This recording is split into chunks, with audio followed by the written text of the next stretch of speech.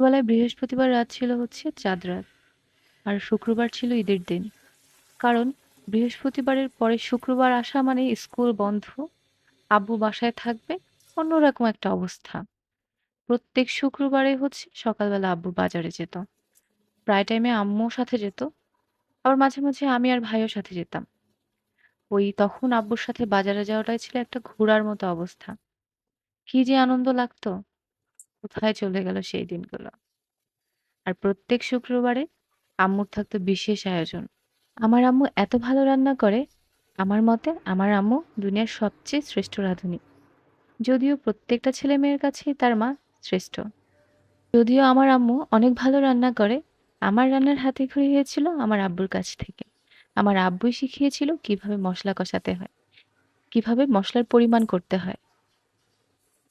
তারপরে অবশ্য আম্মুর কাছ থেকেই বেশিরভাগ জিনিস শেখা। তাই আম্মুর মতো অত ভালো রান্না করতে না পারলেও কিছু, কিছু আম্মুর মতো পারি। মানে রান্নার কিছু গুণ অবশ্যই আছে। এখন শুক্রবার আসলে আমাকেই ভাবতে হয় স্পেশাল কি রান্না করা যায়। কারণ শুক্রবারে হাসব্যান্ডের অফিস বন্ধ থাকে, সে বাসায় থাকে। আর সে বাসায় থাকলে স্পেশাল কিছু তো রান্না করতেই হয়। আজকে রান্না করেছিলাম খাসির মাংস। খাসির মাংস অনেকে খেতে পারে না, গন্ধের জন্য। কিন্তু ঠিকমতো রান্না করতে জানলে খাসির মাংসের কিন্তু কোনো গন্ধ থাকে না। বরং খুবই মজা লাগে। গন্ধ দূর করার জন্য খাসির মাংসটা ফুটন্ত গরম পানিতে যদি ১০-১৫ মিনিট ভিজিয়ে রেখে তারপর ভালোমতো ধুয়ে নেওয়া যায়, আমার মনে হয় তাহলে আর গন্ধ লাগবে না। খাসির মাংস রান্না করার সময় ১ম এই ফুটন্ত গরম পানিতে মাংসটা ১০ থেকে ১৫ মিনিট ভিজিয়ে রেখে তারপরে ভালোমতো পরিষ্কার করে নিই।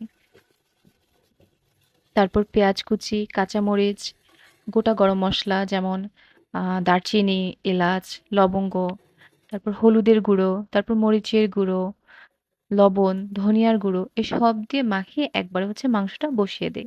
অনেকে আবার ১ম এ মসলা কষিয়ে পরে মাংসটা দিতে পারেন। কিন্তু আমি একবারে সব মসলা দিয়ে মাখিয়ে মাংসটা বসিয়ে দিয়েছি।